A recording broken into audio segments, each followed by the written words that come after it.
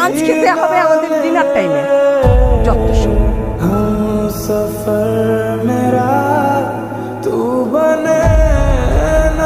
মুখটা এরকম সবসময় হাড়ির মতো বানিয়ে রাখো কেন? তোমার হাব ভাব দেখে মনে হয় বাইরে সমস্ত কাজকর্ম করে তারপর বাসায় এসে আবার রান্না বান্না। এত কষ্ট দিই তোমাকে, একটু হাসি খুশি থাকতে পারো না?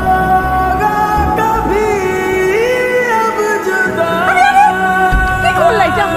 রোহানের বউকে যখন মা আদর করে ভালোবাসে, কষ্ট হয়, খারাপ লাগে,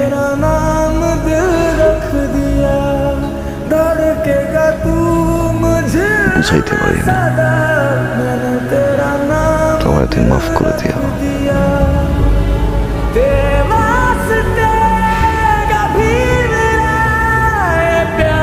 কেন বলো